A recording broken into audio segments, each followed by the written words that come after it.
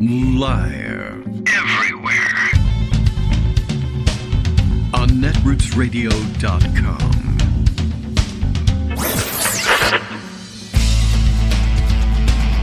David Waldman. Kagro. In the morning. Now, here's David Waldman. Hey, good morning, everybody. How you doing? It is Wednesday, October 26th, 2022. Time to tell the microphone to work when I press the button.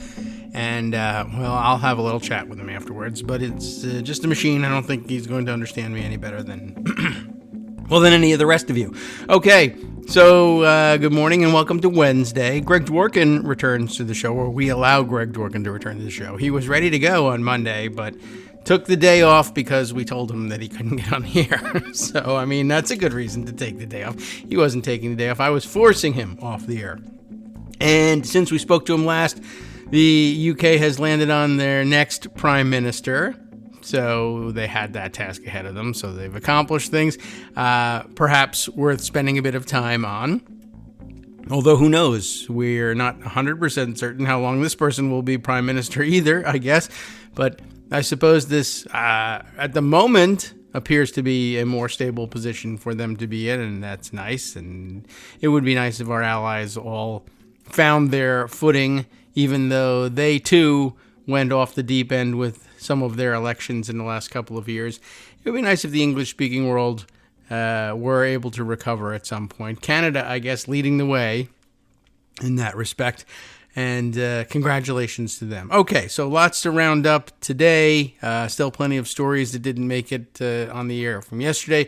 It was debate night in some of the larger spotlight races, i.e. one of them that I can think of off the top of my head, Pennsylvania, where Dr. Oz, television personality, debated John Fetterman, a, regular person who actually holds the position of lieutenant governor in Pennsylvania. Interesting to watch the build-up to the debate and the way the debate was treated. Not so interesting, I guess, at least for me, to watch the debate. Too busy doing so many other things. But that, too, analysis, of course, pouring in from all corners and lots to digest from that. I just happened to see yesterday in the setup portion of the debate pre-spin, I guess. It was interesting to watch media get ready for it and media critics get ready to criticize the media's getting ready for it. The one that caught my eye and I thought probably carried through into post-debate analysis the best was the note that the media, I guess, taking note of the tasks ahead of the two candidates and laying it all on the line for Fetterman, saying that it was really all his to manage here, that he had to prove that he belonged on the stage and belonged in the election and was capable of doing the job, and that somehow Dr. Oz, who has no qualifications for the job whatsoever, is a TV personality, much like Donald Trump, debating somebody who was the current lieutenant governor of Pennsylvania and, someone who's run for office a couple of times before, that somehow it was all on the guy who had run for and won statewide office to prove that he was the one that belonged there, which was kind of an interesting setup. And I guess that was maybe perhaps a veiled reference to, in some cases, to his style, but probably also to the fact that he had recently suffered a stroke.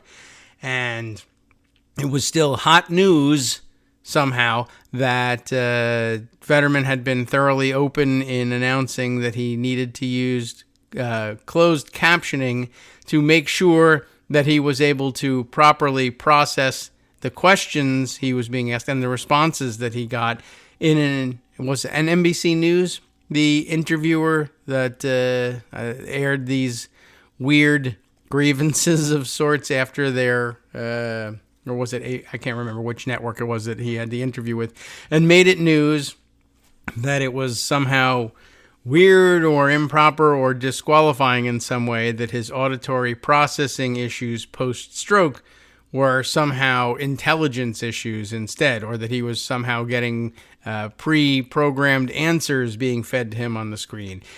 He needed similar accommodation last night during the debate, and press reacted, pretty much the same way, saying there was somehow something wrong with all of this, or somehow that it was difficult for regular Americans, that is to say, those operating without or in no near proximity to people with disabilities in their lives, understand. It was difficult for them to understand why things were happening this way, and it was Olivia Newsy, I guess, is getting all the grief for saying that it was painful to watch somehow. And I can't comment on that because it was impossible for me to watch. I just didn't do it, but plenty of the rest of you probably did, and it's quite annoying, to say the least. The only thing that filtered through to me was that Dr. Oz had this bizarre answer, and I mean, he had time to prepare.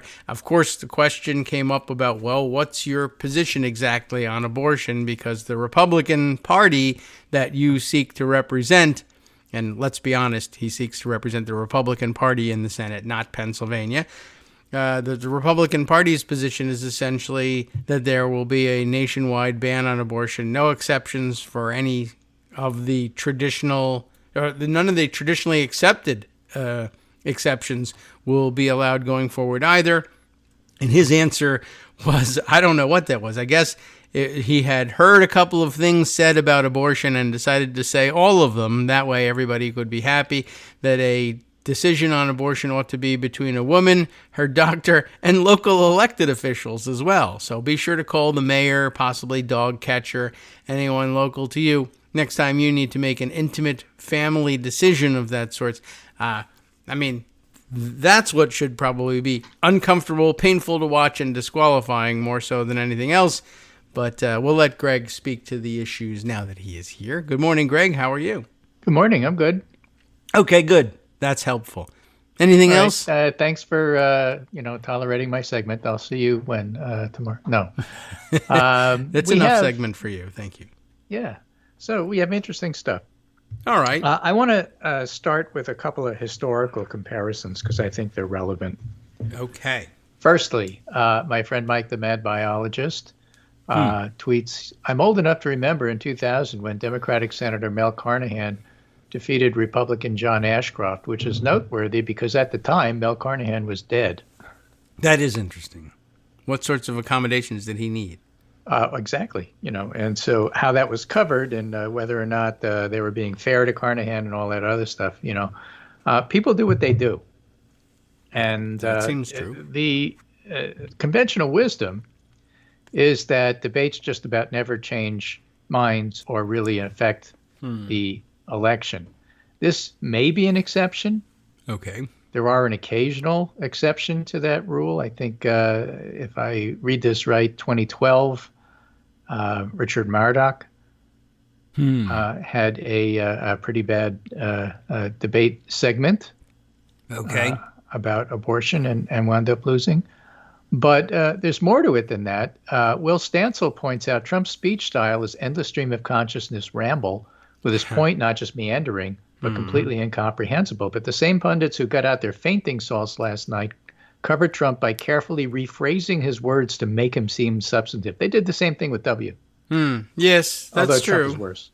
Yeah, I do recall that was the case, and that if you actually heard him say speak the sentence, you realize it came out much worse than it did in print, which is actually an issue in the Bob Woodward audiobook coming out as well. Right. And the third example I want to remind people of is Mark Kirk, a Republican senator who had a stroke. And he was not attacked constantly by media or the other party.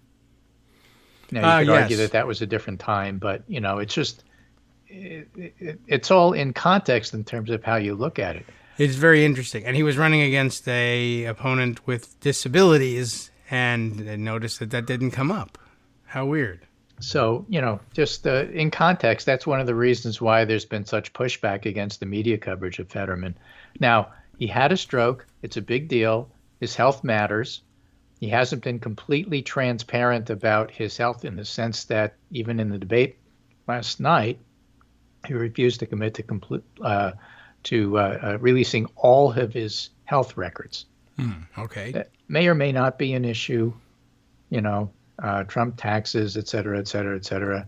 Right. What you decide is a norm depends upon how you decide to cover that norm.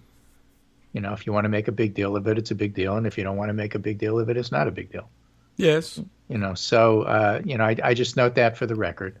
But there were parts of being transparent that Fetterman tried to do that the Oz campaign wouldn't permit. For example, he wanted screenshots or camera angles to show the closed captioning so people could see what he's doing. Yes. Which is actually a pretty cool move, but the Oz campaign said no, and so they didn't do that. Yes. The other things to note, they want to be able to again, tell this their is own just story all that context beforehand, but the debate setup was very difficult for somebody like Fetterman. 30 and 60-second answers to everything throughout the entire debate. I watched a lot of it. Yeah. And it's very difficult for him to pull everything together and do that in such a quick period of time. That puts stress on him.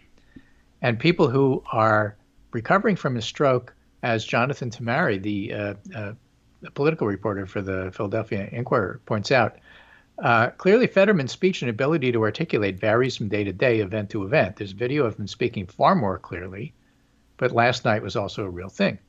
And it was one of the more intense moments of the campaign. So stress, being tired, evening, et cetera, all blend together. People who recover from strokes don't recover linearly every single day is better than the day before. You have good days and bad days, even if your trajectory is generally forward. All right. That makes sense. Just like polling, bounces up and down depending upon when you did it last. So that's the context for all of that. All of that being said, Fetterman had a bad night. He did not turn in a good performance. There's no question about that. The question on the table is what part of it matters. And so I want to talk a little bit about this interesting in a lot of different ways, perhaps not the way they intended, piece in Politico Playbook today. Okay. And they talk about the fact that Fetterman had a bad night and Oz had a better night. However, Oz came across as a more conventional, smarmy liar. Oh. As opposed to struggling with the concept. I see. They say, well, will it matter? Voters are not doctors, they write. Many are myopic, distracted, and quick to make judgments with limited information. If there's one thing everybody knows about campaign debates, it's how superficial they are. And then cites examples. Of course, I read that and think, well, are you describing debates or are you describing political reporters? Who are myopic, distracted, and quick to make judgments with limited information. Well, perfectly cut out for it then. Right? So then they go on to write, the median voter in Pennsylvania is a middle-aged white person with a mid-five-figure salary who didn't attend college. That demographic is perhaps the least likely to be following the Fetterman ableism debate on Twitter and MSNBC. Okay. Okay, maybe. But the idea that the median voter in Pennsylvania, who's in middle age, somehow or other, all of them, every single one, doesn't have any health issues, never had anybody in their family who has health issues. I mean, it's like saying, well, obviously the median voter in Pennsylvania has no idea what the opioid crisis is like. Okay. Why are you saying that? Because you yourself are not having an issue with it? How do you know what the median voter is experiencing or not experiencing and how they take that? And it goes back to the bigger picture. Greg Sargent picked up on this and mentions it. This seems like a strangely insular way to read the politics of Fetterman's condition. It doesn't account for even the possibility that some swing voters might see it through the lens of their own struggles with adversity. But this very demographic does face such struggles. Well, of course they do. And part of the thing that Fetterman was doing, and again, this isn't an argument about whether it works or whether it doesn't work. We'll see when we see the election results. But, he took the approach of, I'm struggling just like you. And when you get hit, you get up and you come back. And that's what people do. That's what I'm doing. And I, from a personal perspective, I think it was incredibly brave for him to agree to do a debate. Now, he would have been hammered either way, whether he did or whether he didn't. True. But he's there. He's on stage. He's doing his best. That's what you want from people. Yeah. And so the idea that, well, I he's agree not with as that. slick as Oz. Oz was a liar. I mean, it was so clear that he was lying. And, there are parts about Oz's performance that were just, let's be kind and say, somewhat off-putting. Okay. Whether or not he reiterated that he supports Trump no matter what, especially if he gets the nomination. Mm-hmm. But, of course, the line that you were referring to when he was asked about, that's the real one. do you agree with abortion restriction with no exception? Mm-hmm. And he said words to the effect that an abortion should be between a woman, her doctor, and local political leaders. That's really remarkable. I mean, what a statement. Right. I don't even know what it's supposed to mean. Our friend Schooley this morning says, local political leaders are standing by, ladies. Yeah. As if getting a sidewalk fixed isn't challenging enough for local political leaders. Right. Whether you want to be able to be ready to intervene at any time. Just give us a call, local political leaders. So anyway, the Politico Politburo. Playbook goes on to try to make the case that Fetterman's disability is somehow different than anything else.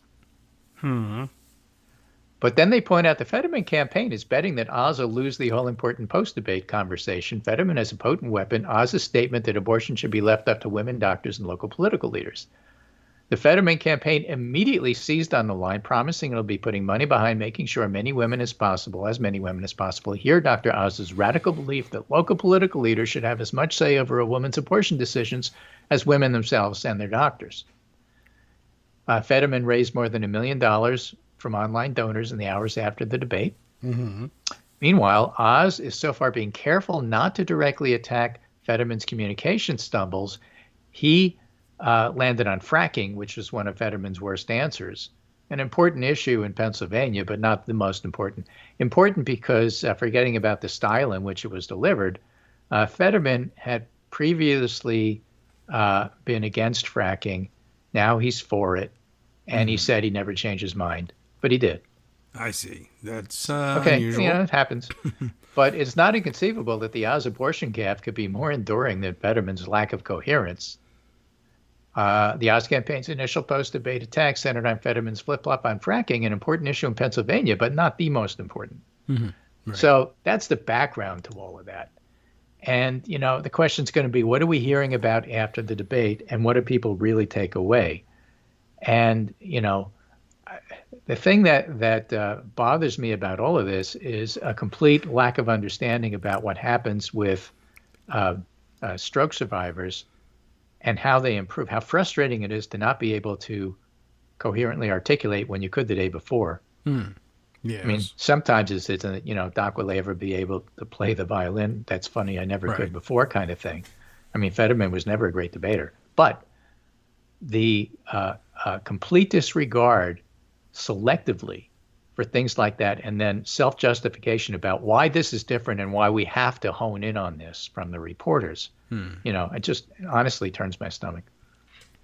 Yeah, it's doing the same for a lot of people, and I had forgotten about Mark Kirk, but I do see people pointing that out now, and I guess the reason you forgot about it was people didn't make a gigantic issue of it and didn't pretend that it was the one and only issue, as far as it could be from the one and only issue of his campaign. So that seems odd. And yeah, there were lots of, I think I saw an exchange on Twitter about it that sort of set it up along the lines of, hey, just imagine how it would be if Democrats had this on a Republican. If there was a Republican recovering from a stroke, they'd be merciless, and now they're saying they want empathy, but that they'd be attacking viciously. Yeah, I think Ross Barkin wrote that.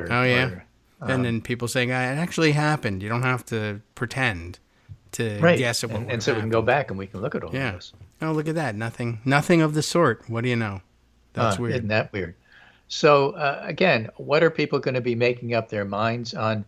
The fact of the matter is the voters make up their minds on whatever. And you can't sit down and analyze and say, okay, X percentage are going to do this based on this comment, and Y percentage are going to do that, and then they equal out, and then we have that. Nobody knows what's going to happen here. And it's really hard to tell. I mean, the thing about Fetterman and Oz is Oz comes across, and always has, as a smarmy liar, and Fetterman comes across as everyman. Yeah. Now, this even more so. So you don't have to feel sorry for him. You don't have to feel empathy. He had a bad debate. There's no question about that. That's not really the point. And it's not really the question. The question is, who wins the election, and whether or not the views that people have had of these two candidates has really changed based on what happened last night. Yes, if you like Fetterman, you probably cringed at some of the answers and how they were delivered because it wasn't his best night, but you're not changing your vote. If you liked Oz, and nobody does, you don't even have to answer that question. They're voting for him because he's a Republican. They don't like him. Yeah. Do you think that anything that happened yesterday decreases Fetterman's likability or increases Oz? I really doubt that. Yeah, it'd be hard to So what are people going to do, and how are they going to decide? Same way. And the same way as they always do. Nobody knows. So you can't look at the last night's debate and say it's a game changer. It was certainly a significant news story, no question. But in terms of trying to analyze it, in terms of its effects, there's no way to know. Yeah. Well, I mean, it's difficult to say. It's also difficult to believe that anybody's going to sit down and think really hard about exactly what the whole thing means. No, I mean, most people didn't see it because people don't generally watch. And you're going to wind up seeing the outtakes. And the outtakes, this is where Fetterman actually has the advantage. Because you can replay Oz's comments. The other one that he made that was really stupid is that look, we're all faking it. This is like a TV show, a reality show, just like tonight's debate. He said that. Oh. And, okay, weird. Well, you may think it's all reality TV, but this is like real life to people. Yeah. So the thing is, between the abortion comment and that comment, Fetterman can play that ad nauseum. Yes. But Oz can't replay, Fetterman was stumbling in a speech. My biggest takeaway that I really loved is that I won the debate because my opponent stumbled. But you can't really replay that. Just like after the debate, Oz was trying to avoid that. It's just too awkward. You can't do it. So Fetterman gets to pull out the worst of Oz's campaign and replay it post-debate, which is what people hear about. They see the TikTok clips. They see the little clips on Twitter. Seems they true. hear about That's it. the way I'm doing it. Yeah. But you can't really quite do the same thing with Fetterman. You don't get the same vibe. You don't get the same sense.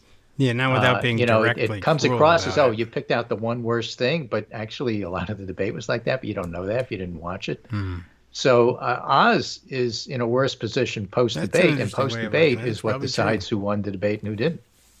I think that's that'll be real interesting to see whether it in fact plays differently than the media who are there on hand watching the whole thing in context. That would be interesting. They actually would have given more thought and context to digesting the debate than the people who will make the decision, and yet they'll make their decision in a very different way.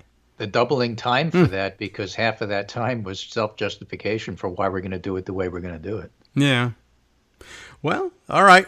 All we can do is wait and see now. And I think you have a real point there about how the way people will digest this debate after the fact, having not watched it. And it's very difficult. I think you could probably put together something edited together of various stumbles and gaps and delays and pauses that would make him look bad, but it'll look you're like obviously being mean. Yeah, that's a direct attack on his stroke recovery, which is still, despite it all, what the media has had to say, still, I think, defined as a no-no.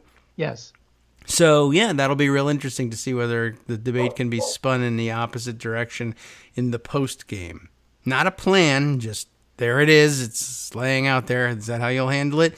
I think probably true. And two, very weird answers from Oz. And the whole thing is weird, just thinking about your average, the what did they say, the median voter in Pennsylvania and the description that they gave, and thinking that they would say, because of their Republican tribalism. A white guy who makes about $75,000 a year. Yeah, I don't know. Should I be voting for the TV doctor to all sorts guy? of other things that would affect normal people.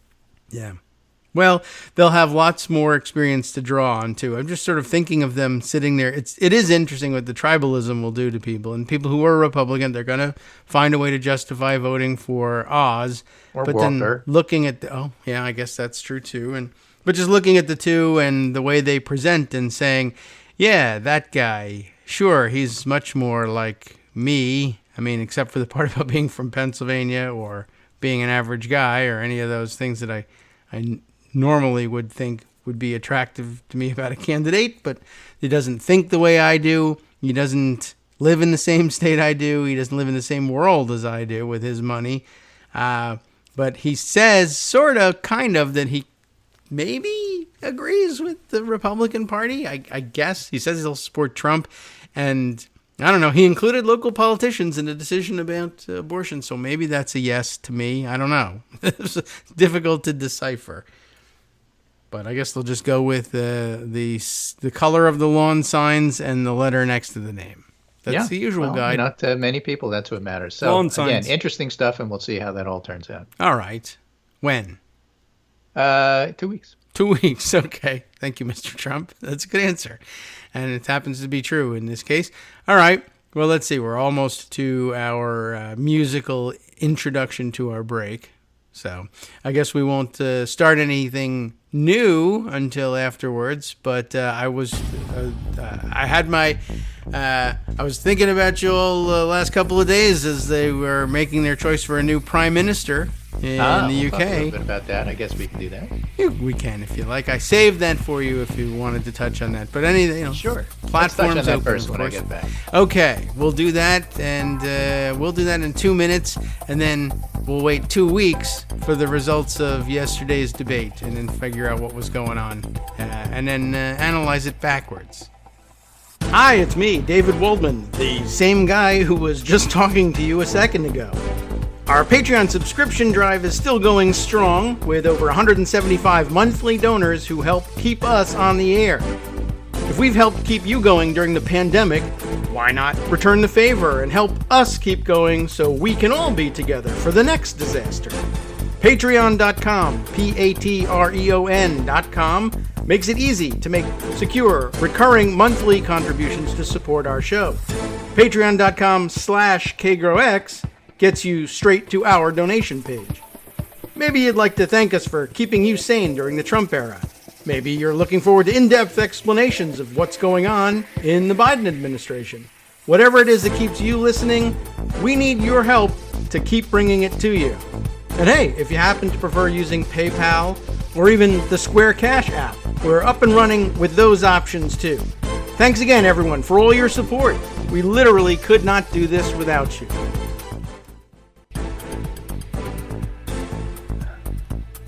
All right, welcome back now to the Kagro in the Morning Show here on at Roots Radio. Let's see. Oh, yes, along the way, a note from listener Mighty OCD who points out, I guess, as you were talking earlier about the way the press tended to normalize and re-scramble the words from Trump and from W and make them appear as though they were normal, ordinary political statements. Same thing to some extent with Ronald Reagan.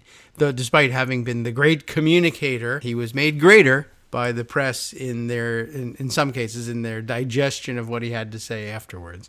I guess it's just a long-standing habit for them, or at least with Republicans. But all right, well, let's see. What other that takes us off the track we were going to. You mentioned, Great Britain, the UK. Yes, great communicator, the other country Great there, Britain. Across the pond, and I think Great Pond. We've been the following best. The Spectator. Yeah, that's been an a great articulate source for version of NRO, except for England. For us, yes. And it's just interesting to see the reactions. Now, this is a group of commentators who didn't particularly like Rishi Sunak. They wanted anybody but. They wanted Suella Braverman, who's back at Home Secretary despite having been forced out because of not following the rules. So she was there under trust, then got thrown out. Now she's back. Cami Badenoch, who's a pretty hard line on Brexit and immigration. Penny Mordaunt, who was the last one standing and then dropped out so Sunak could be PM by acclamation, and they didn't have to go back to the membership to vote because the membership is even more wacko and conservative than the members of parliament. Hey, that sounds familiar. That's how they got Liz Truss, who turned out to be a libertarian completely. It's like an Ayn Rand person. Really? Yeah, it's like Rand Paul was elected to be prime minister. And then they decided that, I know the membership elected Rand Paul, but this is like a really bad idea. I don't think she wasn't around long enough for us to understand that before her departure. I mean, that's the first I've heard of it, really. Right. Interesting. Let's just let the market, let's just cut taxes for the rich people and let John Galt loose and let's see what happens. And it didn't work out so well. And didn't even execute it. So, okay. So now Rishi Sunak comes in. This is the moderate who happens to be of Asian descent. He's a Hindu. He is. I am not sure, based on our commentators at Daily Kos who are from India, that he's and this is relatively unimportant in the grand scheme of things, but his background includes family from Kenya and I think Bangladesh. Okay. He's certainly Asian. Yeah, I mean, and that's how he's being portrayed in England, and so that I say that as background because it's not inappropriate. Okay. All right. I mean, all right. So let me give you some examples. They write up the six of the worst reactions to Rishi Sunak now as prime minister. The worst. The chorus of execration that met the appointment of Rishi Sunak has been music to my ears, writes one of the commenters, Steerpike. There are a few things more delicious than the right-on indulging in yet another collective meltdown at the sheer audacity of a non-white politician who doesn't conform to their views. After years of tedious games about identity politics, it's somewhat enjoyable to see some of our more hard-of-thinking commentators to be bamboozled by their own logic. Below is a roundup of 6 of the best reactions to the appointment of Britain's first Asian premier. Best/worst. That's why I threw that in there about his background. Yes. All right. They won't be referring to him as Indian, which is one of their colonies back in the day, I should remind you. Yes. They'll refer to him as Asian. But he does have, in fact, an Asian background. I mean, that's Asia. Early out of the gates was Nadia Whitcomb, the 26-year-old vegan socialist Labour MP who sits for Nottingham East. In a now-deleted tweet, Whitcomb sneered that Sunak's success should not be seen as a win for Asian representation, despite his appointment being hailed across the globe as a historic first for a major post-imperial power. Whitcomb added that Sunak is not on your side before a panicky Labour HQ forced her to take the post down, talk about the mass slipping. Remember, these are conservatives. But then again, when we look at what's happening on the left here in our country, stupid people do stupid things sometimes. It does happen. And I'm, of course, referring to the commentary about what Biden should do with Ukraine, which has since been rescinded and should be a one-day story because it didn't even make a story here. It was already gone by the time I got back. We now go to north of the border where Professor Devi Sridhar, sometimes COVID expert and full-time Sturgeon cheerleader, that's the Scottish leader, greeted the news with her usual impartial judgment. She took to Twitter to lambaste his handling of the pandemic, suggesting his wealth made him indifferent to the virus being let rip.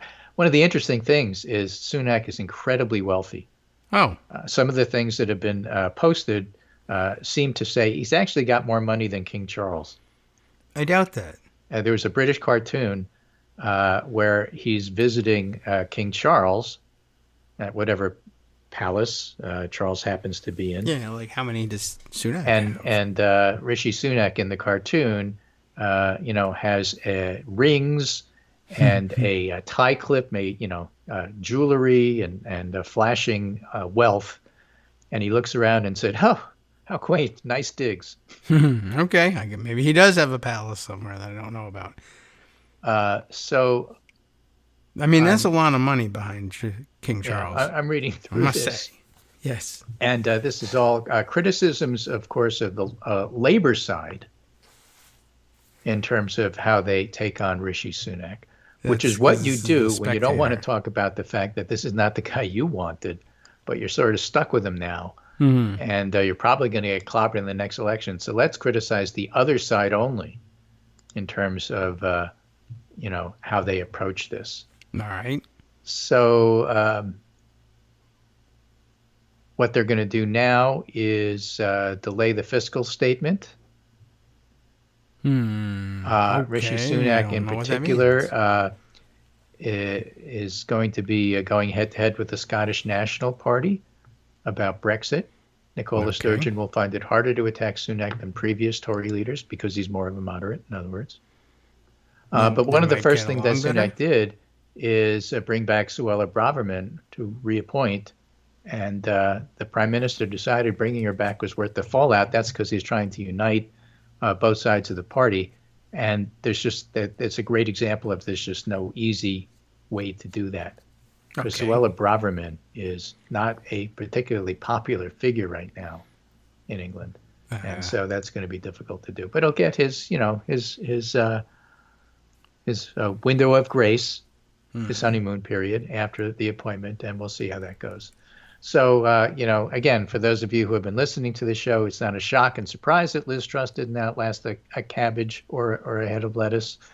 And now the head of government is Rishi Sunak, and hopefully things quiet down there.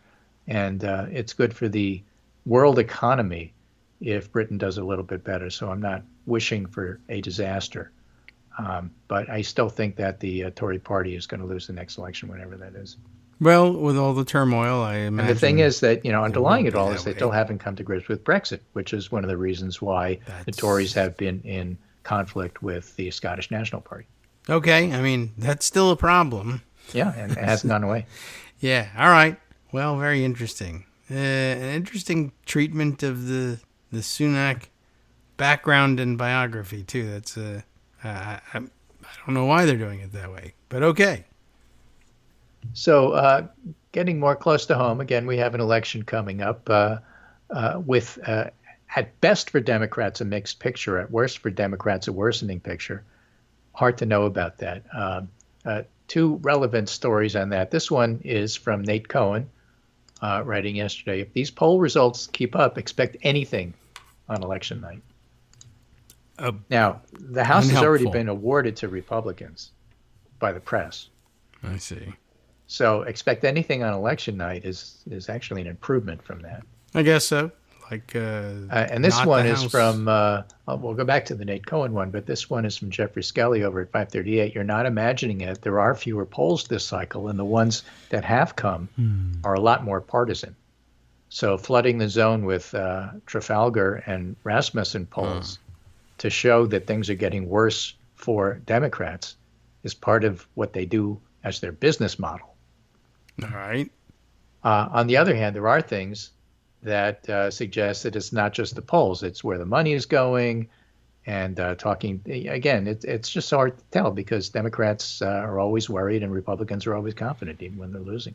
Yes. So that's fitting the usual mixture there. Nate Cohen points out the question is whether Democrats can survive the landing, especially in the Senate, but also in a large chunk of Democratic-leaning House districts. So political gravity began to reassert itself several weeks ago. After Labor Day's polls suggested Republican gains. It's been enough to let Republicans reclaim the lead in the generic ballot, but only by a small amount. So the voters, not the polls, will have the final say in all these questions. And as such, we spent a lot of time going through the risks of polling error. Yeah. Why the wide range of possibilities? On the one hand, Republican leader 2 or 3 points is not inconsistent with the Democratic hold of the Senate. It's a tough environment for battleground state Democrats, but it's probably survivable for strong Democratic candidates against weak Republicans, like in Arizona, Pennsylvania, and Georgia.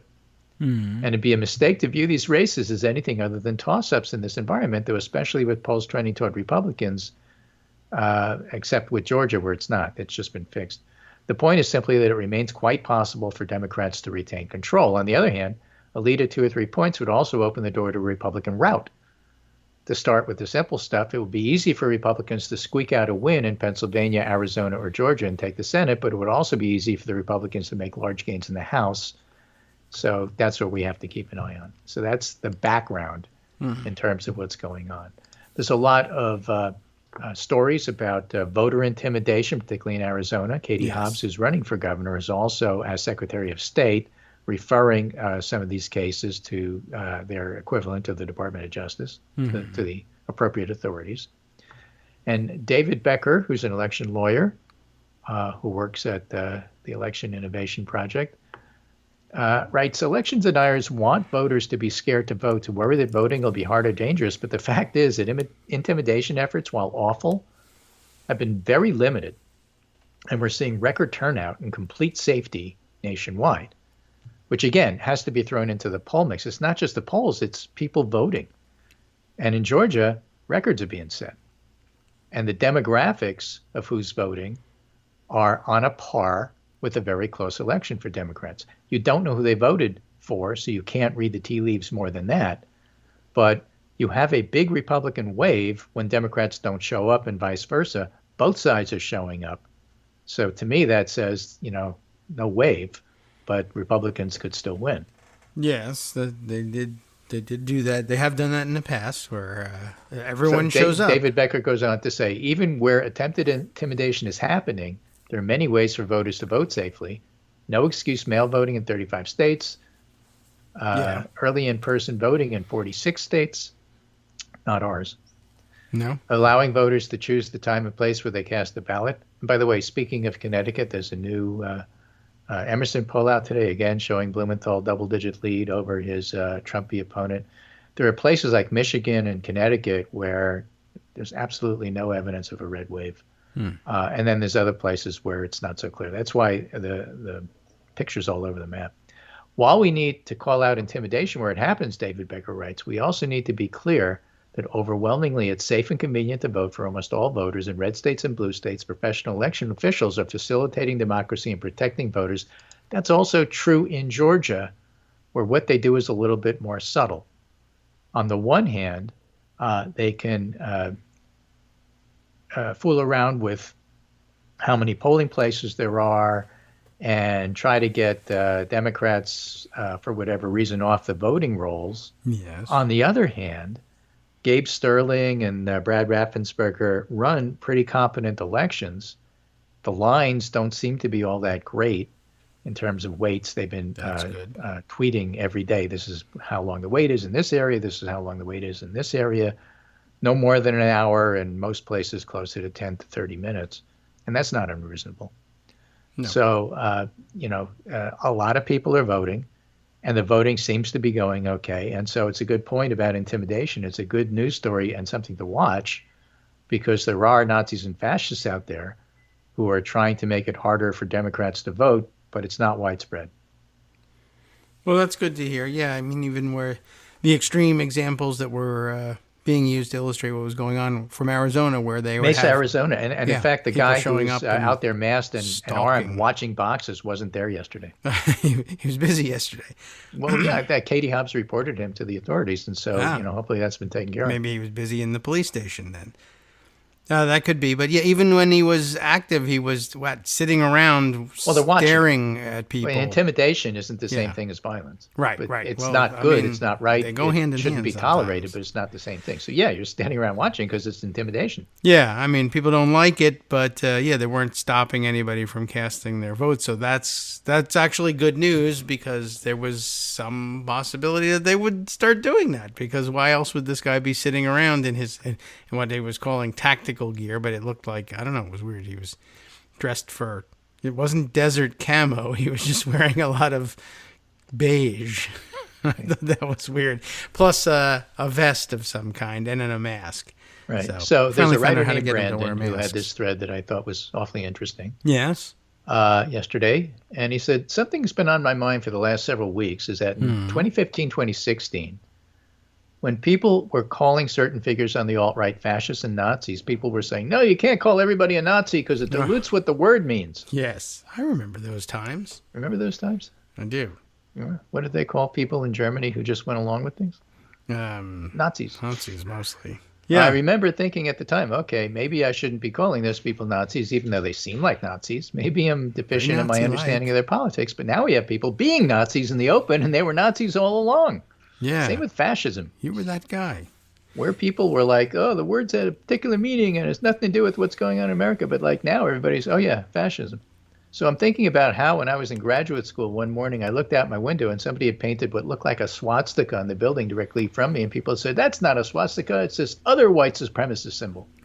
What other white? Well, okay. I mean, I imagine so that winter, say it. Some group of people were tagging all of the UW campus in hate symbols when I was like, oh, well, white supremacist group. People would be like, what even is that? Don't be so sensitive. They're just knuckleheaded kids. Yeah, they're just playing this weird game. Then you get Rittenhouse at Waukesha.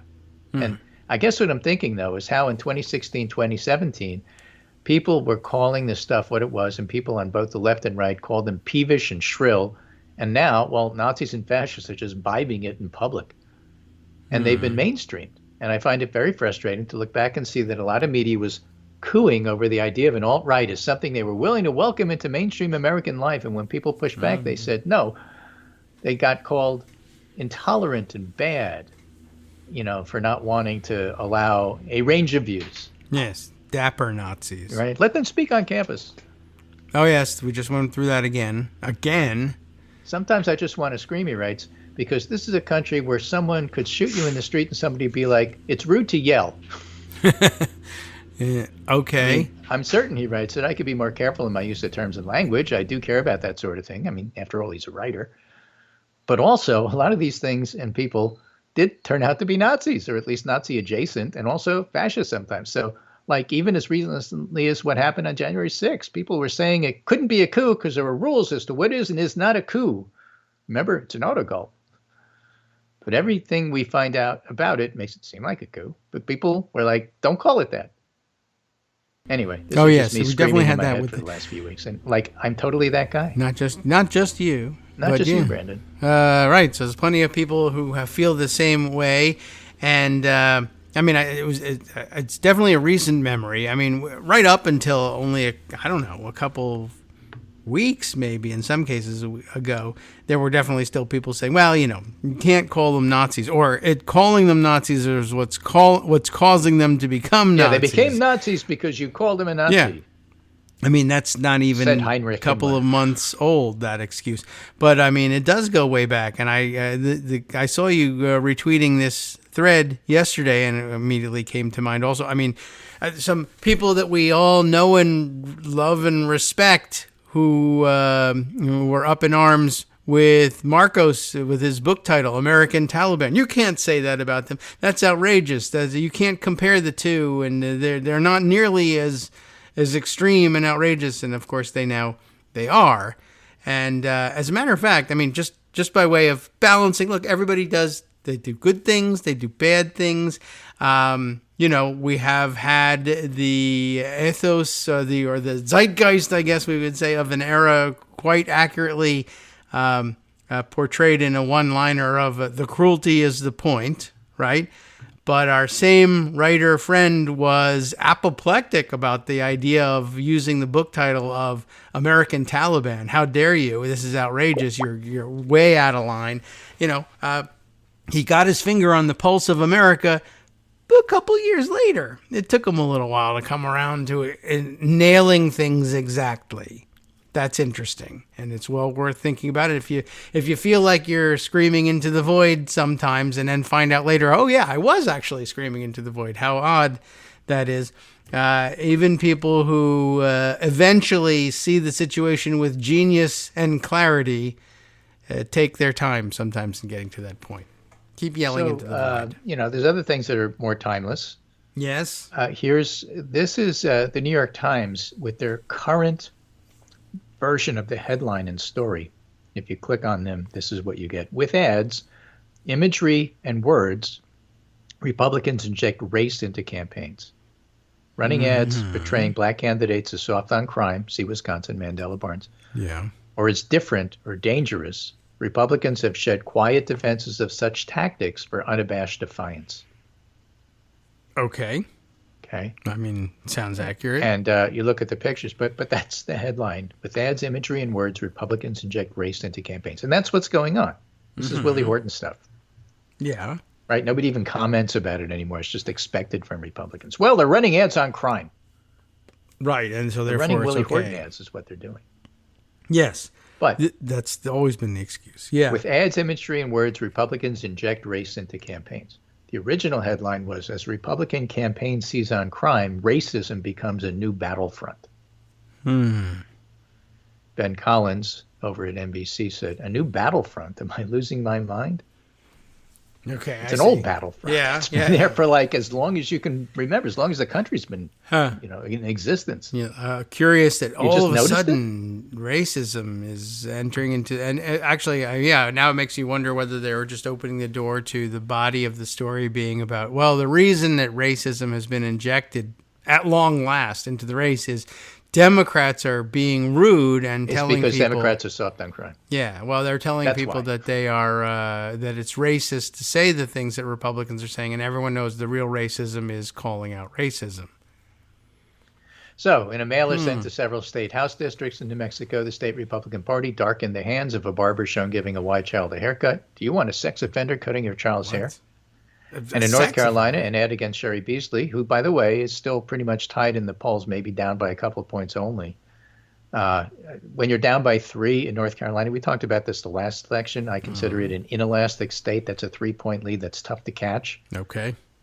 It's different than Pennsylvania, where a 3-point lead means nothing, or Michigan, where a 3-point lead may actually be something completely different. In North Carolina, when you lead by 3, it's hard to overcome that. And in North Carolina, an ad against Sherry Beasley, the Democratic candidate for Senate, who's black, features an anguished brother of a white state trooper killed a quarter century ago by a black man, whom Ms. Beasley, then a public defender, represented in court. Oh. Huh. All right. Okay. Well, in other words, she was doing her job. Yes. Since everybody's entitled to representation. Appeals to white fears and resentments are an old strategy in American elections, etched into the country's political consciousness with ads like George Bush's ad using the black convict Willie Horton against Mike Dukakis, Jesse Helms, of course. If the intervening decades saw such tactics become harder to defend, the rise of Donald Trump shattered those taboos. This is stupid but not surprising, said Chris Hartline, a spokesman for the Republican Senatorial Committee, whose ads in North Carolina and Wisconsin have prompted accusations of racism. We're using their own words and their own records. If they don't like it, they should invent a time machine, go back in time, and not embrace dumbass ideas. That's their defense. Wow. Right? But some of the Republican arguments can scarcely be called serious policy critiques. This month, the Republican Senator Tommy Tuberville of Alabama said Democrats favored reparations for the people that do the crime, suggesting the movement to compensate the descendants of slavery was about paying criminals. Such language, as well as ads portraying chaos by depicting black rioters and Hispanic immigrants illegally racing across the border, prompted Democrats and their allies to accuse Republicans of resorting to racist fear tactics. Of course they are. Yes. I mean, what do you think they were doing with the caravans with Ed Gillespie in, when was it? 18. Whatever year that was, 2018? No, it's an off year, 2017. Yeah, right. Okay, yeah, sounds right. Yeah, Republicans say their attacks are capturing voters' anxieties, not feeding them. No. No. Okay. Exactly. So, again, that's the background that all of this happens. And that's how you juice Republican turnout. So they're doing it in order to do it. So how is that going? Well, turnout is high, again, for both sides. Let's take a look at the Georgia Votes site to get an idea of what's going on with the Georgia early voting. We're up to 1.1 million already in 2018. At this point in time, 743,000 had voted. So that's quite a big increase. All right. And 31.4% of the voters are black. 56.6% are white by gender. 54.6% female. 45.2% male. So what do you want to make of that? You can't make anything of that. I think it's just however, women vote earlier. If it resembles 2018 or 2016, that's a lot of people. And those were close races in both years, suggesting that Georgia this year will also be a close race without predicting who wins. So basically what I'm saying is we're still in it. Okay. I mean, Sure, that doesn't say. I guess it doesn't. It's hard to say anything. So Well, sometimes you don't look say and you much. say, "My gosh, our side isn't showing up. We're doomed." Right. Well, that's not. You can't look at Georgia and say that. Women voting early at by far greater numbers, but I'm not certain.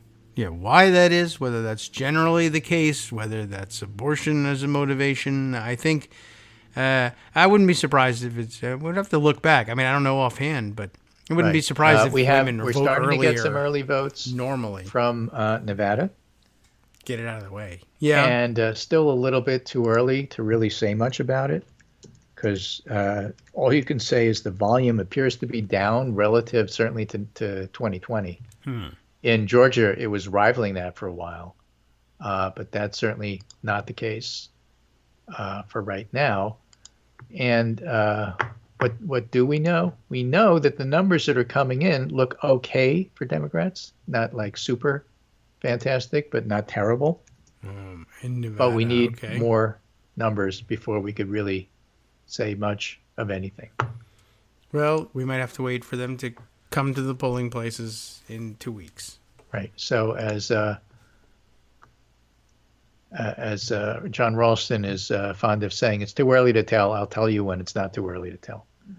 So today, a new big batch of mail ballots in Clark County, Nevada came out. All right. And if you're looking at all mail plus early vote ballots, total of 100,000, 99,577.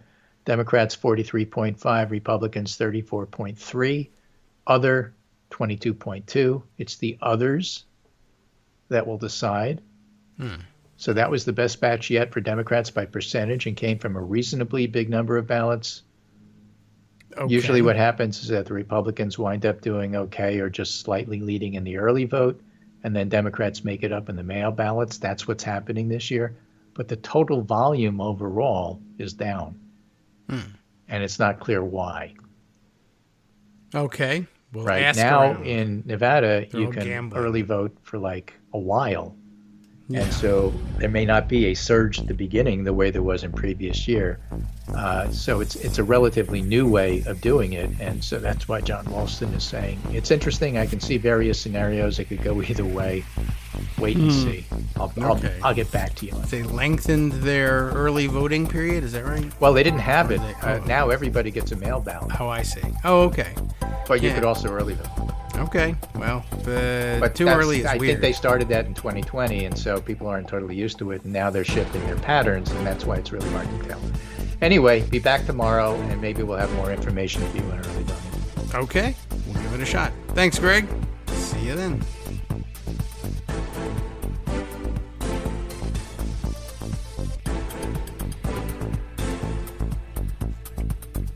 All right, welcome back now to the Kagro in the Morning Show here on Netroots Radio.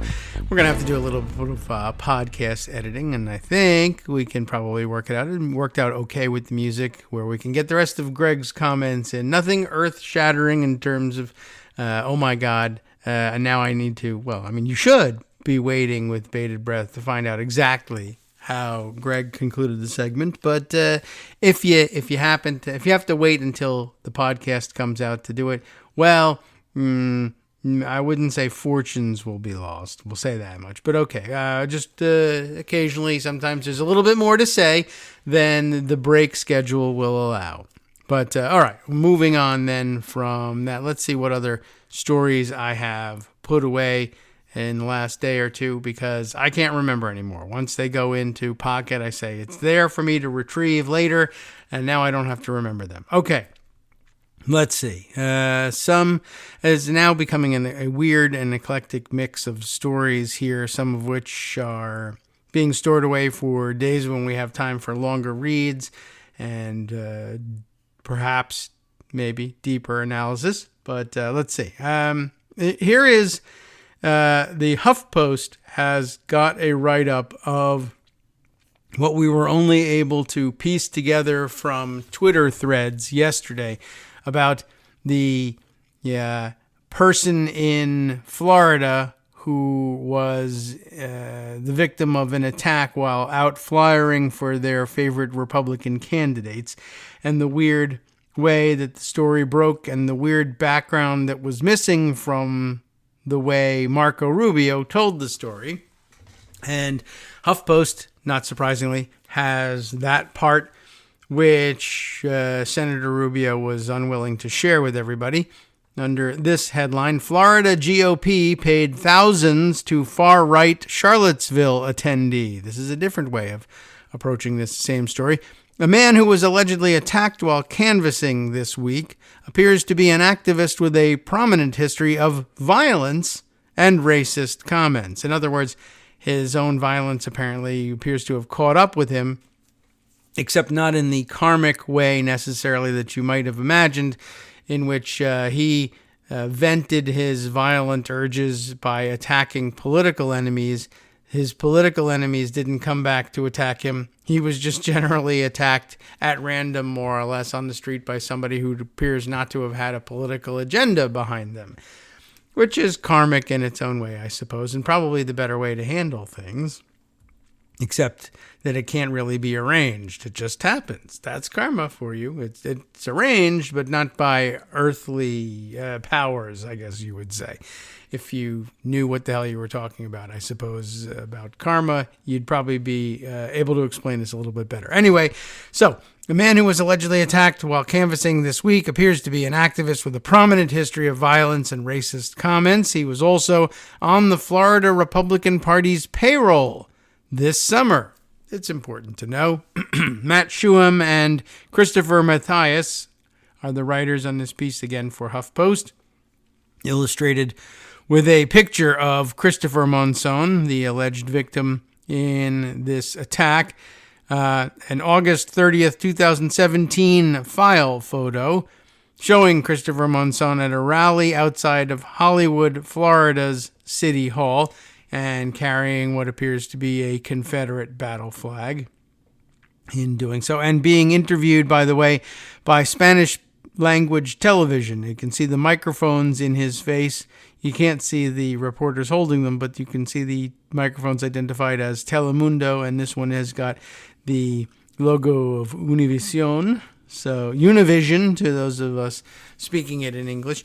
The Florida Republican Party paid thousands of dollars over the summer to a far-right activist, imagine that, who attended the white nationalist Unite the Right rally in 2017 and later charged at a crowd of anti-racist demonstrators with a Confederate flag. Christopher Monson was paid more than $10,000 by the party between June and September, federal campaign finance records show. Neither Monson nor the Florida GOP responded to HuffPost's request for comment about the payments. Monson was in the news Monday after Senator Marco Rubio tweeted that, quote, one of our canvassers had been attacked in Hialeah, a conservative and predominantly Cuban-American city in Miami-Dade County, by 4 animals who told him Republicans weren't allowed in their neighborhood. Of course, it's a heavily Republican neighborhood, so that's unlikely to be true, and equally unlikely, as it turns out, to have been said. But okay.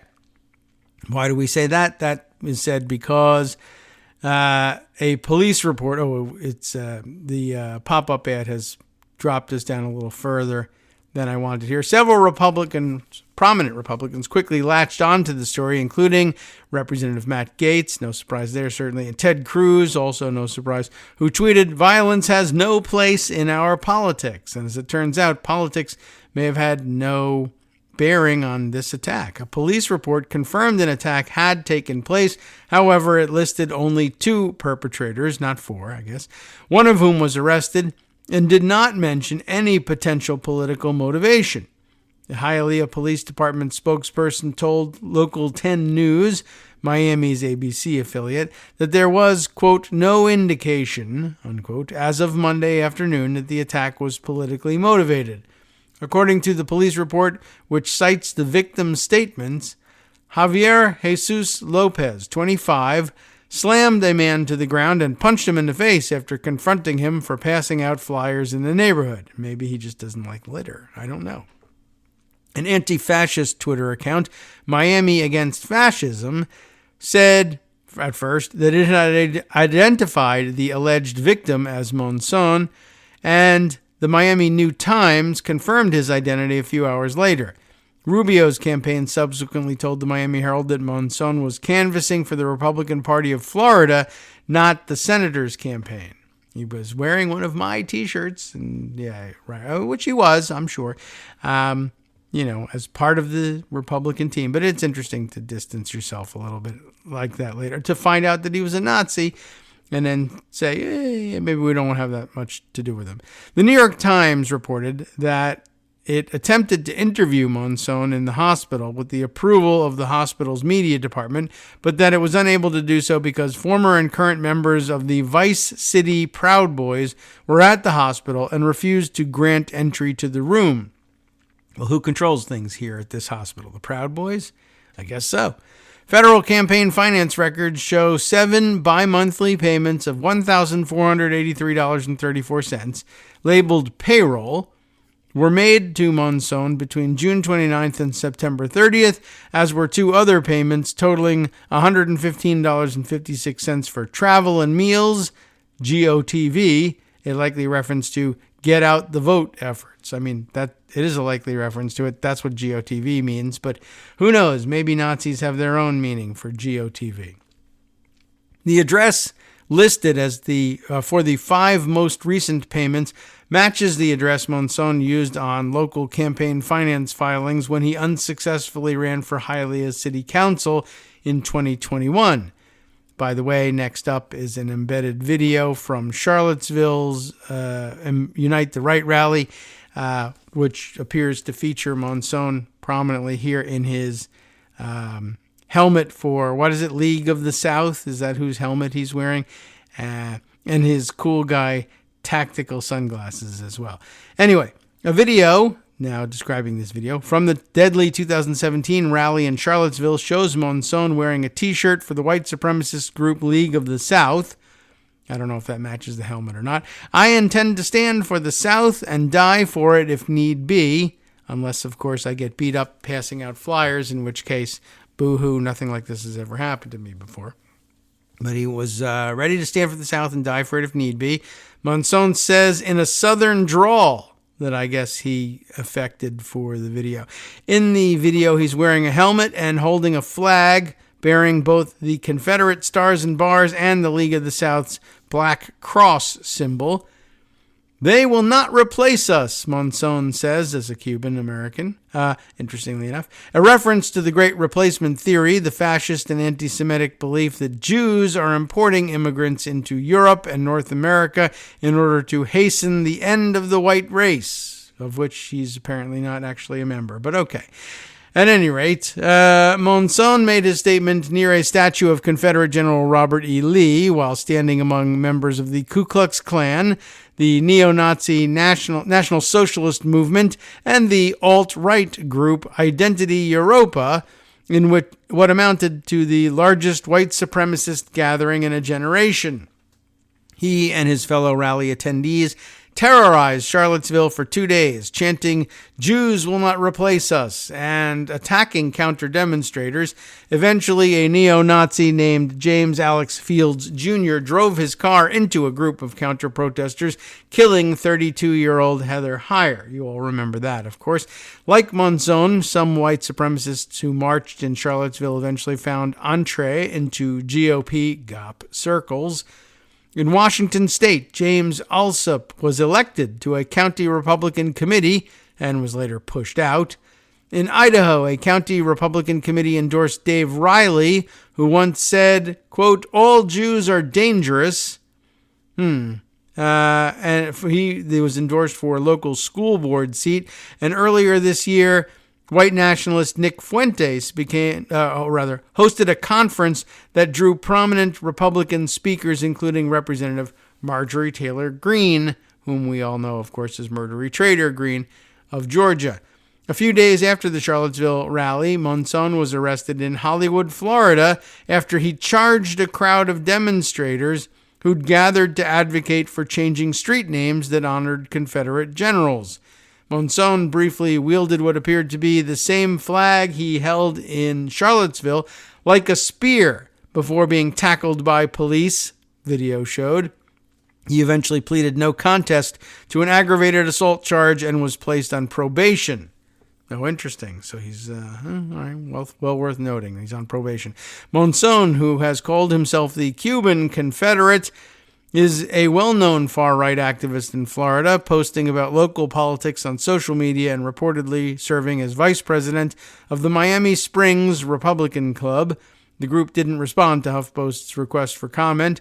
Monzon has made some attempt to distance himself from the racist right, telling the New York Times earlier this year that he'd been on a path to de-radicalization, but he also told the paper that Proud Boys in the Miami-Dade area looked to him for support as they made inroads in the local GOP apparatus. I've always been known as the radical one, so they were like, yeah, man, we're going to get some more of our people in here, he told the paper. Some of his social media posts from 2017 show Monzon, who often went by the pseudonym Chris Cedeno, Cedeno, being explicitly racist and anti-Semitic. According to the Southern Poverty Law Center, Monzon once posted a link to an anti-black song called Stay Away from Dixie. Oh boy, here's to all the filthy N-word out there, Monzon wrote. What a nice guy. And it's amazing, he got beat up recently.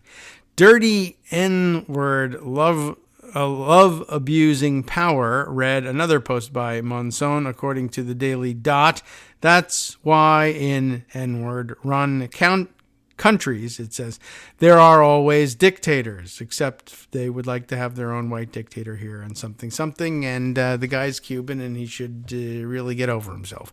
All right, well, he's on a path to de-radicalization, but now you've re-radicalized him by beating him up for not de-radicalizing quickly enough, I guess. I don't know. Sounds kind of like comeuppance, if you ask me. And quite honestly, there are some of these guys affiliated with these groups and Proud Boys and others who you can see are would make for tough customers. Let's say if you had to exact a toll of the violence they espouse on them in order to teach them a lesson. Christopher Monzon doesn't. Of course, that just leads me to believe that he's probably heavily armed, that and the fact that he's, at bottom, a Florida man. So I would recommend staying far away, of course, but let's say this. It doesn't surprise me a great deal that when push came to shove and somebody wanted to resort to violence for political reasons or otherwise, the guy who was always advocating resorting to the violence found himself on the short end of the stick. We'll just say it that way. Now, looks can be deceiving, but they can also be awesome.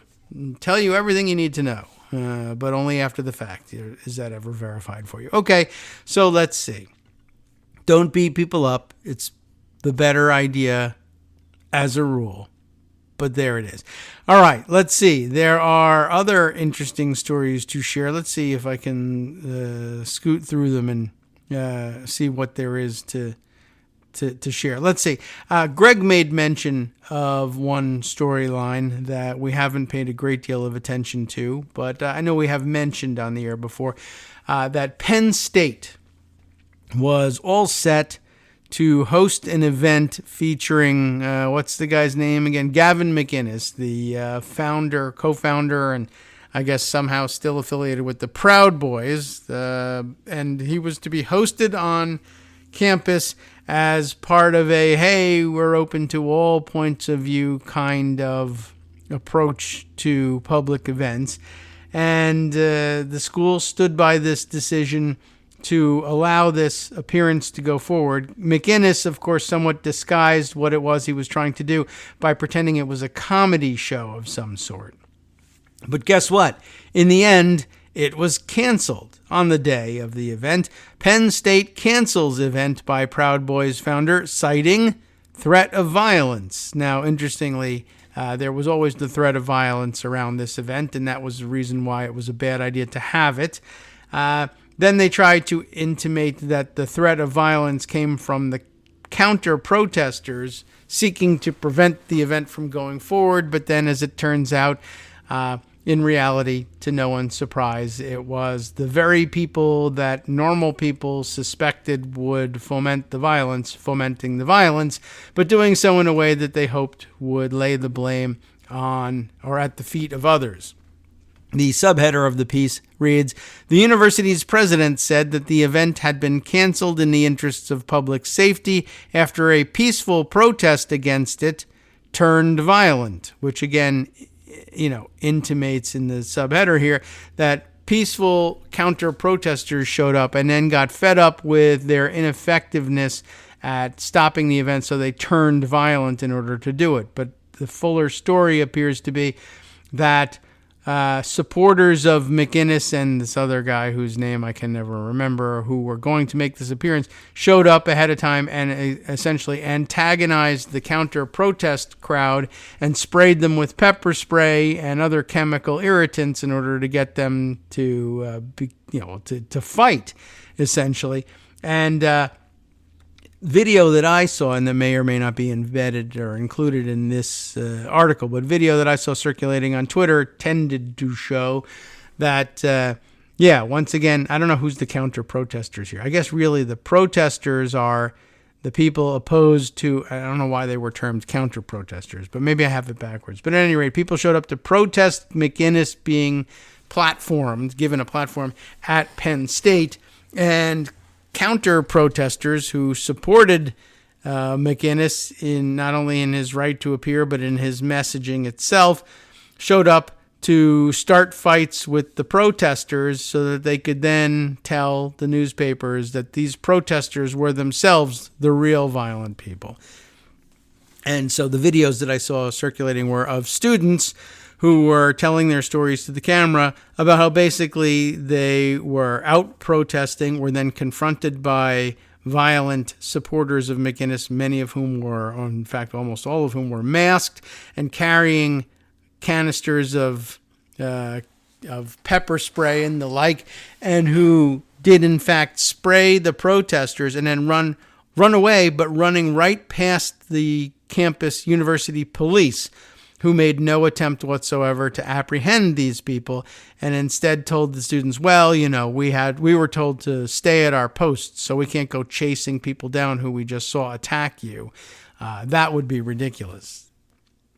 I thought that was an interesting development as well. So Mike, who's the reporter? Mike Ives, Ives, is the reporter here for the New York Times. Apologies if you have some different pronunciation for your name, but you'll probably never hear this anyway. And you're not interested. You wrote this. You don't need to hear this story. Pennsylvania State University canceled a planned comedy. They still go with that. Comedy event on Monday that was to be co-hosted by the founder of the Proud Boys, a far-right group, after a demonstration against the speakers turned violent. Penn State officials had previously said they would host the event featuring the Proud Boys founder, Gavin McInnes, in the interest of supporting free speech, even as they criticized what they called the speaker's vitriolic and hateful language.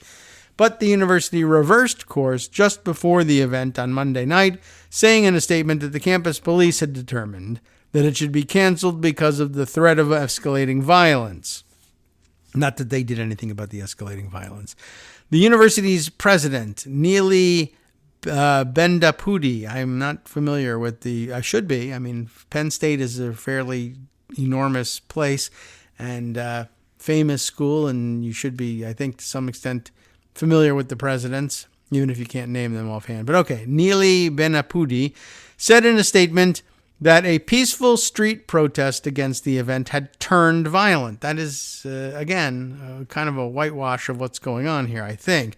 She said it was her understanding that Alex Stein, a co-host of the comedy event, in other words, Gavin McInnes' co-host, had entered the crowd and raised tensions. So that's sort of interesting way of describing the same event here, that when I tell you that a peaceful protest against the event turned violent, it makes you think, well, how duplicitous. These people who said they were there to protest peacefully were lying to us, and they, in fact, had violent intent all along, and then they displayed it, as opposed to, well, a provocative a-hole wandered into the crowd and started a fight, and then a fight broke out, and you say, see, those people were violent after all. And really, it's the protesters who were saying, yeah, these guys aren't here to do a comedy event. They are, in fact, violent a-holes. And they showed up and they were violent. And then we told you so. And you say, yes, but your protest turned violent. No, the comedy show turned violent. The comedians turned violent because they were never comedians to begin with. They didn't actually turn violent. They were violent before they got here. They came and demonstrated their tendencies for violence. And you say it was the protest that turned violent.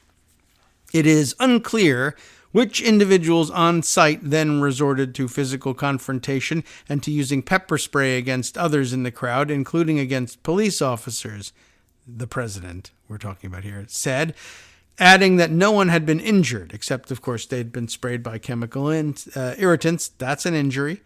The university did not immediately respond to a request for further comment, and the campus police declined to comment as well. The event, billed as a politically provocative comedy, had been organized by Uncensored America, a nonprofit that hosts what it calls honest and fun conversations with controversial figures to fight censorship and cancel culture, but also pepper spray, becomes a part of the event at some point anyhow. Uncensored America was founded 2 years ago by Sean Semenko, a radio host and field organizer for Donald Trump's 2020 campaign, who attended Penn State. In a statement on Tuesday, Uncensored America said, "We are very disappointed that Penn State canceled our Stand Back and Stand By event," wink, wink, wink, wink, last night due to violent protests, which were yours. With every event we have hosted, we have always encouraged everyone to be peaceful. No, you haven't. We want people from all different viewpoints to talk, not fight. We condemn all violence except the stuff that we start. Neither Mr. McGinnis nor Mr. Stein could be reached for comment early Tuesday morning. McGinnis, a British-born Canadian who became a far-right provocateur after working at a hipster magazine in Montreal that later relocated to Brooklyn, he founded the first official chapter of the Proud Boys in New York in 2016. In January 2021, the Proud Boys were at the center of a violent attack on the United States Capitol. Perhaps you've heard of it. Several dozen of its members have been indicted in connection with the assault. Protests against conservative and right-wing speakers on university campuses in the United States have focused national attention in recent years on the question of whether campuses are shutting out politically unpopular points of view. In her statement on Tuesday, Ms. Bendapudi, who became the university's president in May, defending the university's initial decision to allow the comedy event, saying that it reflected the institution's support for the constitutional right to free speech.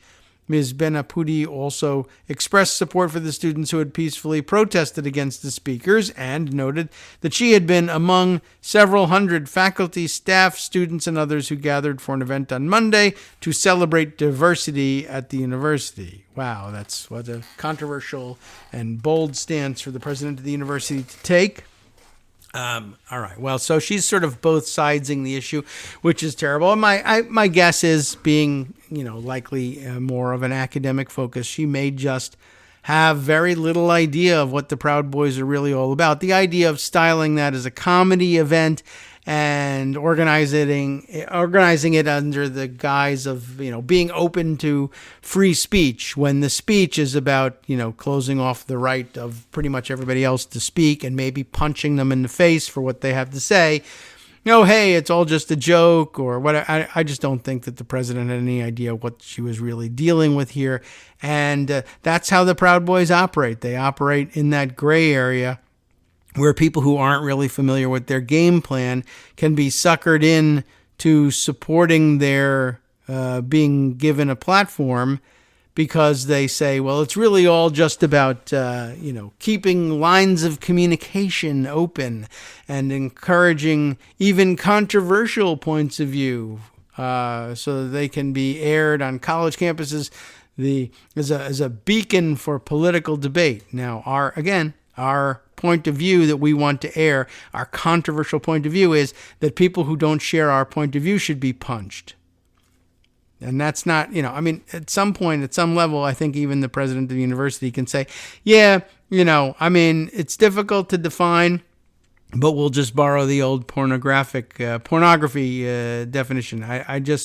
It's free speech, and the limits of free speech are hard to define, but I know it when I see it. And when your advocacy is of punching others in the face, then we say it's not really speech that you're defending here. It's punching, and that's exactly what we don't want to encourage here on the university campus, or anywhere for that matter. All right, so interesting story.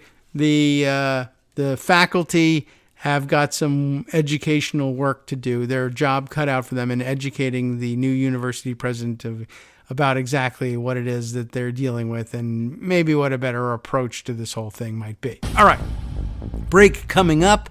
I'm going to take 2 minutes to regroup and decide where to head in the last half hour of the show. There are a couple of other stories that are sort of hanging out there, some of which might make a good lightning round, some of which might make a good deep dive. We'll decide to decide at some point during the next 2 minutes and see where it goes from there. We'll be right back. Hi, I'm Scott Anderson, the guy that writes the daily summary for this show, Kagro in the Morning. Thank you to everyone that supports this show. Many of you send donations through PayPal, Patreon, Square Cash, Radio Public, and so on. Some of you write your own essays and send them in, or read articles with your own commentary. We appreciate it. Now, some of you are listening to this and thinking, I'd like to help, but isn't there something I could do that wouldn't require money or effort? Why, yes, there is. You can just like us. On Daily Coast, they call it the recommend button. YouTube has a thumbs up. There are hearts and likes and love buttons. Tap our love button. Tap our love button every day. Share our shows and summaries on Facebook and Twitter, YouTube and iTunes, Stitcher and Amazon. Most of these places allow you to write a review, so a sentence or two would be great. Recommend us to social media, or tell your friends to listen to the show. You aren't just helping us, you're helping them find their new favorite thing to listen to. You could change the world. So thank you in advance from me and everybody else in the world.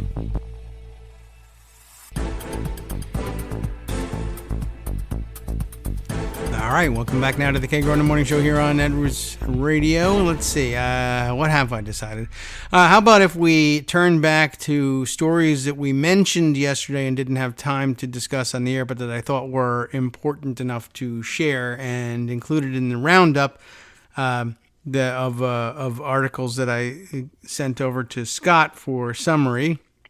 But I'd like to get some of this discussion perhaps on the record and see what comes out of a reading of The Guardian's reporting, interestingly enough, of the dismissal by a Miami judge of the voter fraud cases trumpeted, as the headline says, by DeSantis. I say surprisingly that I'm reading The Guardian about it. I say more surprising that I guess I'm reading them than a local or even American paper for that matter, but keeping an eye on things is keeping an eye on things. And hey, it's written in English, so let's read it.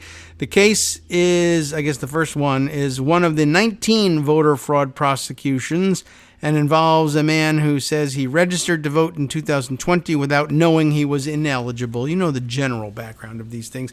Sam Levine is the reporter for The Guardian, who writes, a Miami judge on Friday dismissed one out of the 19 voter fraud prosecutions loudly trumpeted by Florida's Governor Ron DeSantis, a significant development that comes as the cases draw scrutiny. And I guess it's lawn mowing day here outside the studios. How fun. It's a really nice low rumble in the background here. The case on Friday involved Robert Lee Wood, a 56-year-old Miami man who registered to vote in 2020 and voted in the presidential election last year. State prosecutors indicted Wood. Wait a second here. Let me... this is actually... Yeah, all right. I'm just checking the date on this thing. The presidential election last year.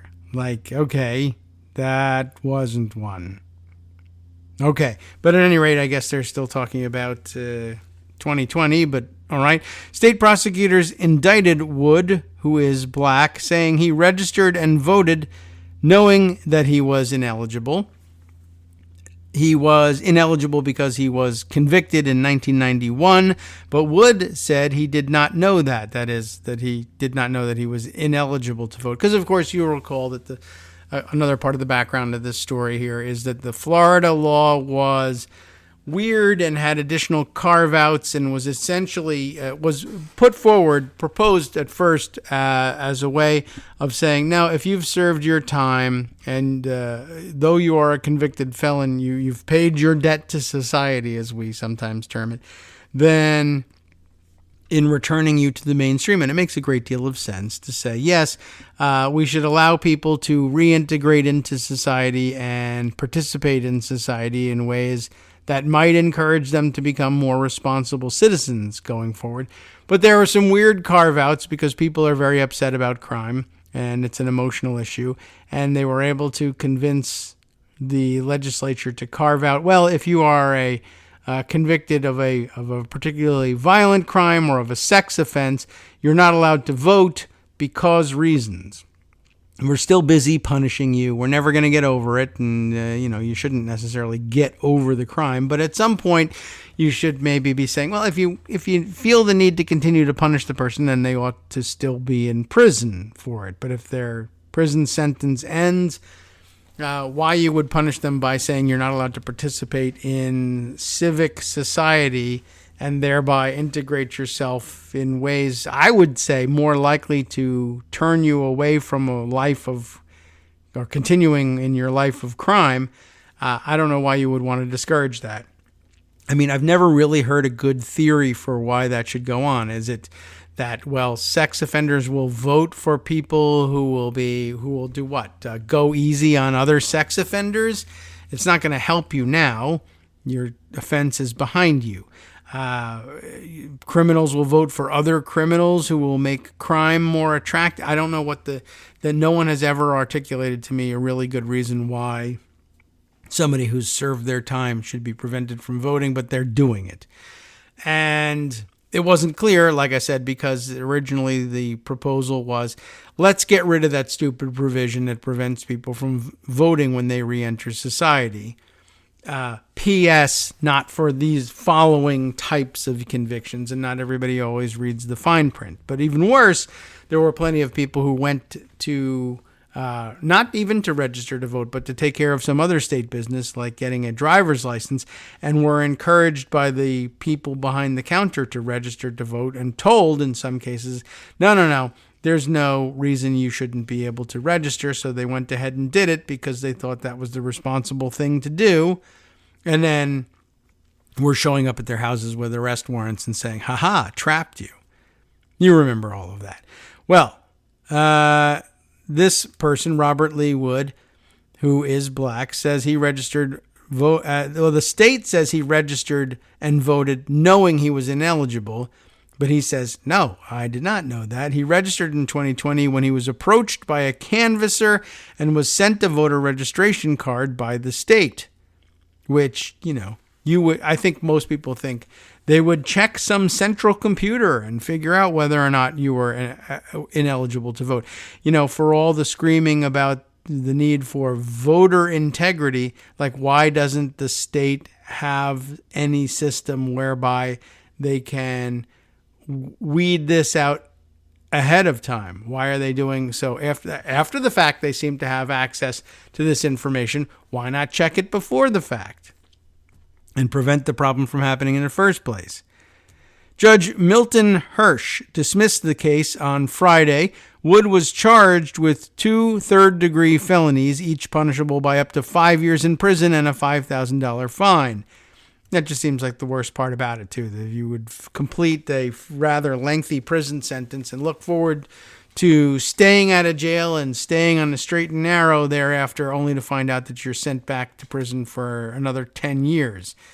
The prosecutions, all of which involve people with prior felony convictions, have come under intense scrutiny. Several of those charged have said they did not know they couldn't vote and were not informed of their ineligibility until after they voted.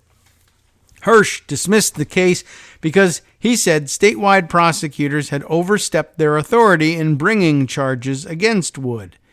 In a request to dismiss the case, Wood's attorney argued that the statewide prosecutor's office, which is handling all 19 cases, didn't have the authority to handle the case. That's interesting. In Florida, the statewide prosecutor is authorized to handle only cases that involve criminal conduct in 2 or more of the state's judicial circuits, but Wood registered and voted in a single place, Miami. That is an interesting technicality. It works. It makes sense. But I guess this probably, in the end, goes to Ron DeSantis' overreach and incompetence here. He was the one, of course, who said, I'm going to start a special police force to enforce election integrity, and I'm going to prosecute people for voter fraud when they violate, even in the most technical sense, some of these laws. And what has he done? He has violated, in some technical sense, the law that forbids the prosecutor's office to whom he has assigned these cases. It is illegal, or it's not authorized. They're not authorized by law to prosecute these cases. And he didn't think that through because he doesn't actually know how the levers of government work. And so much the better that he doesn't, because it prevents him from doing real evil in this case. So great. But I imagine he'll try and straighten that out later on. But again, it's something that could have been figured out ahead of time, but wasn't, because he's a disorganized moron. Prosecutors argued that Wood committed a multi-jurisdictional criminal act. Even though he registered and voted in Miami, his registration was transmitted to the state capital, Tallahassee, for review. Now, that's not his doing, that's your doing.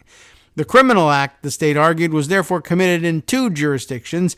In its argument, the statewide prosecutors argued that they had authority to prosecute election crimes anywhere in Florida, because Ron DeSantis wants to be tough and says that's true, so they say it's true too. No, it doesn't really work that way, I guess, at least not according to this judge.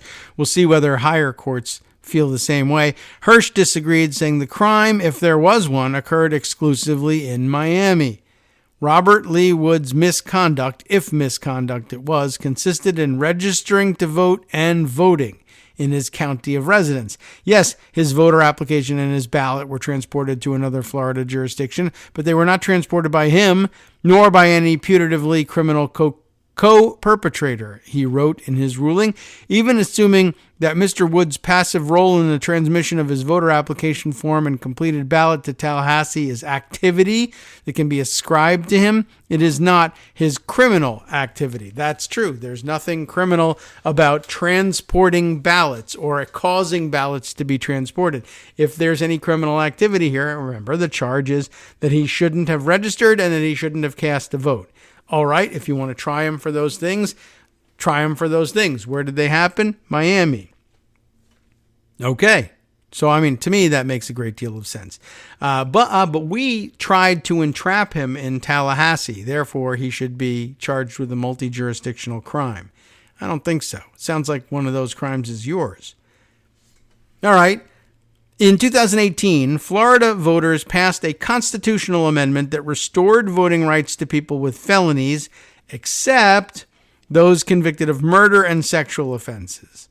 Some of those charged have said they believe the amendment restored their voting rights. And I guess here, by the way, so it wasn't, strictly speaking, as I had said before, the legislature of the state that decided to carve these exceptions out, but I guess ultimately the people of the state. Though why were they asked to vote on a constitutional amendment worded this way? And the answer is somebody thought that the only way to get it passed was to have this carve out. And I still would love to hear the reasons for that. But as a consequence of the weird carve out, some of those charged have said they believe the amendment restored their voting rights. The state has yet to provide evidence showing that any of the defendants, all of whom have prior murder or sexual offenses, knew they were exempt from the amendment. Body camera footage of some of the defendants being arrested in Hillsborough County, obtained by The Guardian and the Tampa Bay Times, showed their bewilderment as they were put in handcuffs over voter fraud charges. And again, I would remind you, it also showed the bewilderment of the cops serving those warrants as well. They were very reluctant to do what they were doing. A spokesperson for Florida Attorney General Ashley Moody, a Republican, who appoints the statewide prosecutor, said her office would appeal the ruling. To be expected. We believe this was an incorrect analysis of jurisdiction and OSP will appeal. Nicholas Cox, the statewide prosecutor, said in a statement, given that elections violations of this nature impact all Florida voters, elections officials, state government, and the integrity of our republic, we continue to view the Florida Office of Statewide Prosecution as the appropriate agency to prosecute these crimes, Brian Griffin, a DeSantis spokesman, said in a statement. Of course, they do have weird ideas about jurisdiction down there in Florida, like that Venezuelan migrants who were in a processing center in San Antonio, Texas, should be picked up by charter jet, flown briefly to the tarmac inside Florida, and then jetted off to the Carolinas and ultimately to Martha's Vineyard, Massachusetts. The governor believes that his jurisdiction over those people it was perfectly appropriate and all related directly to appropriately handling immigration issues in Florida, which is ridiculous. But apparently jurisdiction is basically whatever Ron DeSantis says he wants it to be. So no surprise that they'll be forced to appeal that decision. The state will continue to enforce the law and ensure that murderers and rapists who are not permitted to vote do not unlawfully do so. Florida will not be a state in which elections are left vulnerable or cheaters unaccountable. Okay, and again, I've never seen the argument that says, well, murderers will vote pro-murder. They don't do that. And I mean, to the extent that there's a candidate available who's pro-murder, whose fault is that? But okay, whatever. Lawyers representing several of the other defendants have filed similar motions in other counties in the state. Friday's motion is significant because the other attorneys will likely use it to bolster their cases. That's called use of precedent. We understand that. The lawyers are working with these 20 defendants. They're all aware of the motions that were filed in this case and are now aware of the order that was entered, said Larry Davis, Wood's attorney. I believe his decision will carry weight not only in his own circuit, but in circuits around the state. DeSantis held a press conference in August, of course, to announce the charges. Flanked by uniformed law enforcement, the governor described it as the opening salvo of a new office dedicated to combating voter fraud, which is rare. They did not go through any process. They did not get their rights restored, and yet they went ahead and voted anyways, with an S at the end. That is against the law, and now they're going to pay the price for it. Except, as it turns out, the price is having to go to court and saying, oh, there's no jurisdiction here, and the judge saying, oh, yeah, you're right about that, huh? How amazing. All right, well, no surprise that DeSantis would see something like this pet project screwed up very quickly by his own incompetence and the incompetence of the legal advisors around him. All right. Another story that I mentioned the other day and included in the roundup but haven't had a chance to read through with you. Mar-a-Lago classified papers held U.S. secrets about Iran and China. Devlin Barrett reports for the Washington Post just the other day. Iran's missile program, U.S. intelligence work aimed at China, were among the most sensitive material seized by the FBI, people familiar with the matter say. And you know what documents we're talking about, of course. Some of the classified documents recovered by the FBI from Donald Trump's Mar-a-Lago sex club, home and private sex club, included highly sensitive intelligence regarding Iran and China, according to people familiar with the matter. If shared with others, the people said, such information could expose intelligence gathering methods that the United States wants to keep hidden from the world. At least one of the documents seized by the FBI describes Iran's missile program, according to these people, who spoke on condition of anonymity to describe an ongoing investigation. Other documents described highly sensitive intelligence work aimed at China, they said. What, by the way, do you think would be Trump's interest in having those documents on hand? The one theory that had been floated, of course, was I'll give the government these records back in exchange for releasing the information to me that I wanted about why the Russia was a hoax, although I don't know whether that's really the motivation or not, and neither does anybody else. I could also very easily see the motivation for keeping this information being, hey, you want to see how right I was when I was president? Remember I told you that the Iranians were working on missiles and maybe even a nuclear program, this program, very strongly they were working on this program. And also China, which I told you was a terrible enemy and was constantly plotting. We were spying on China, as we should be, because we wanted to find out what they were doing, and especially maybe even what is in their secret sauces. Well, there's no reason that these sauces should be secret from American restaurants who want to have food that's just as wonderful and delicious as Chinese restaurants, but you don't know what they're making this stuff with. But here in American restaurants, now we'll know. Because there's no secrets, because we have very good intelligence, except when they are gathering intelligence on me, in which case they're very bad. And I have this, and I just wanted to show you. I was totally right, very strongly right when I was president. Now you get to see, here's proof that I stole from the United States government to show you how right I was and why they're all criminals. And I'm not, even though I stole it. Anyway, just letting you know what sort of information he had in his possession and why he likely had it. People aiding U.S. intelligence efforts could be endangered by the revelations from these documents. Unauthorized disclosure of specific information in the documents would pose multiple risks, as experts say. People, for instance, aiding U.S. intelligence efforts could be endangered, and collection methods could be compromised. In addition, other countries or U.S. adversaries could retaliate against the United States for actions it has taken in secret.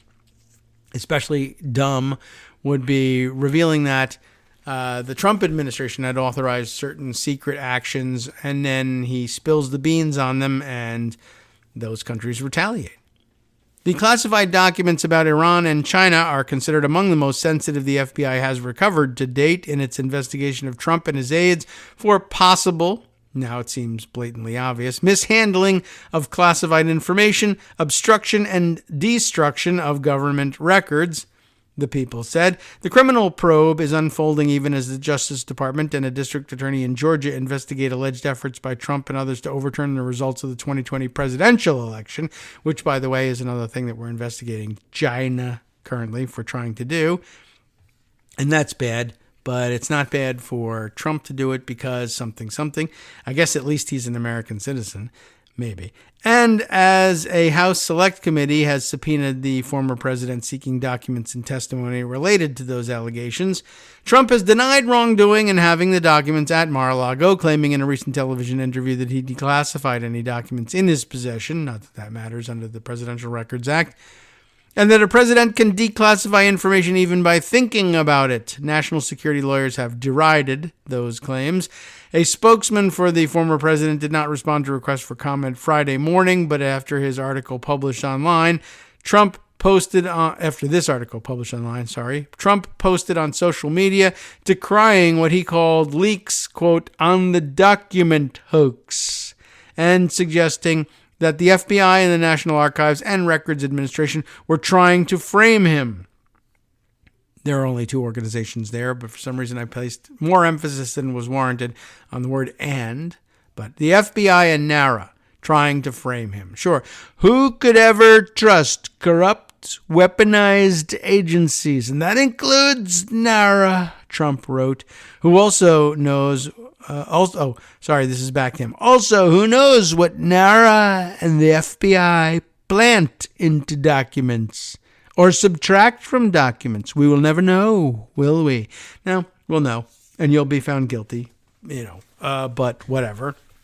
whether we ever prosecute you or not, we find that you're pretty guilty. This is really actually pretty incredible. I love the fact that he's now tossing NARA in there as like part of the alphabet soup thing. The FBI, the CIA, the DIA, the Defense Intelligence Agency. Many people don't know that. Sometimes that, or actually he might think they're the same thing. The DIA, also the CIA. They said I could call them either one. But also the very nefarious NARA, which everyone is scared of. Everyone knows how difficult their lives are when NARA comes to town. No one's ever been afraid of it. It's the archivist guy. Come on. And now, of course, if he can't prove that they planted the documents, he's going to say, well, they seized documents. They took the documents from my house. That's true. But those documents were recipes for Rice Krispies treats and nothing about Iran in there. But NARA keeps, I don't know how many people know this, they keep all the words. They have all the words in their word bank, in the safe, in the vault. And they could take some of those words and they could put them in the documents. Because after all, what are documents? They're collections of words. And if you take some words that aren't in the documents and you put them in the documents, then it looks like the documents are really, really dangerous. But they're not. They're about Rice Krispies. So you tell me, this is the same American government, by the way, that was capable, I should remind you, of ramming the ramparts, taking over the airports. They'll do whatever they have to do to make my Rice Krispies treats recipes look like state secrets. They've got me. I'm an espionage guy. What do they call those guys who do espionage? Espionagers. Like all of a suddenly Donald Trump is a very dangerous espionager because they've got words and they put the words on the papers that they took from me that didn't have those words when I had them because I was showing everybody my delicious, delicious recipes, not nuclear secrets from Iran. So that just goes to prove it. I've told you, I'm showing people delicious recipes like the delicious chocolate cake that was so delicious to the Chinese guy that we had at our house that I can't remember his name, but I gave him the most delicious cake. And now he's done none of the nuclear stuff to us that he said he was going to because of how delicious this cake was. Imagine if every country had access to this cake recipe. That's why it's classified. All of a sudden, they want you to believe I'm showing people things about Iran because I got to tell you, I was right about Iran. I was totally right, and this document proves it. Why? Oh, I just contradicted him. Even the Iranians want to have delicious cake. So it's very much in their interest to get a hold of these secret recipes. But I won't let them have them. Not going to do that because I love America. I want us to have the best cake. Not going to give the Iranians the good cake recipe. But the CIA and the NARA says I did. Who are you going to believe? Who are you going to believe, folks? Wow. What an exciting story this has become, don't you think? So who could ever trust those NARA people? That's really the most amazing aspect, I think, of the statements involved. But, there's more news. Perhaps I should share that with you instead. Some of the most sensitive materials were recovered in the FBI's court-approved search of Trump's home on August 8th, in which agents seized about 13,000 delicious, delicious documents. 103 of them classified and 18 of them top delicious secrets, according to court papers. Those papers were the third batch, as you know, of classified documents recovered in the course of the investigation.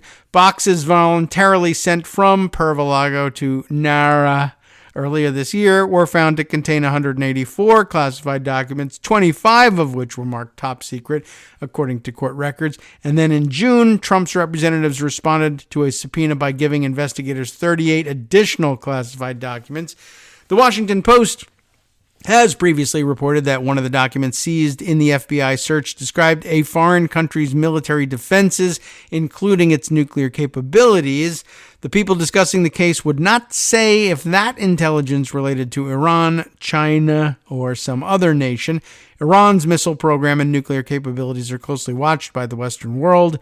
U.S. intelligence agencies believe Tehran is close to having enough fissile material for a nuclear weapon, but has not demonstrated the mastery of some technologies necessary to deploy such weapons, such as the ability to integrate a nuclear warhead with a long-range delivery system. So it remains very much in question whether or not these documents are the ones that were darkly hinted at earlier, being about a particular country's nuclear capabilities, because there may not be any nuclear capabilities in Iran. So still a question mark, I guess, there. But, depending on how you squint and look at it, I guess you could hammer that peg, square as it may be, into this round hole after all. The people familiar with the matter said that many of the more sensitive documents Trump or his aides apparently took to Mar-a-Lago after he left the White House are top-level analysis papers that do not contain sources' names, but even without individual identifiers, such documents can provide valuable clues to foreign adversaries about how the United States may be gathering intelligence and from whom. The people said. The people have spoken. There is more, of course, and we used up the time that we had to read all of the rest of this, or maybe most of the rest of this rather lengthy article. Once again, I'll include it in the roundup so that you can see what else was there. I may read it after we're off the air and see if there was anything that really needed to be in there, but I wasted the time having fun talking in the Donald Trump voice about how chocolate cake was important to national security, because I truly believe that that's the sort of thing that goes through his head. I think we read his mind pretty well. And of course, we have fun pretending to sound like him as well. What else is up for you in the rest of the day? Suppose you wanted to have more news and less fooling around, or at least less Trump voice. Anyway, you could, for instance, stay tuned for the Justice Putnam's entry, the West Coast Cookbook and Speakeasy, coming up next. I don't know why I inserted an extraneous "the," but he is the Justice Putnam. There are no others as far as I know. You can stay tuned for stories like the following. Prosecutors, for instance, are putting the squeeze on key Trump aides, or at least one, in their documents probe. Stay tuned to find out who that might be. Then, on the rest of his menu, in dramatic increase from 2018, over 1 million have voted early in Georgia. We've been hearing a lot about that. Samuel Alito in the news today, whining that the leak of his draft opinion to overturn Roe v. Wade made the majority of the U.S. Supreme Court targets for assassination. Yikes. Well, maybe. Listening to Kagro in the morning with David Waldman. Doesn't feel that way, but does make me think that a lot of people are angry with them. But targets for assassination, maybe in their own minds. And experts are sounding the alarm about what a fourth consecutive drought year could mean for California. And they're part of this country. We should perhaps spend some time focusing on them. Justice will. Stay tuned.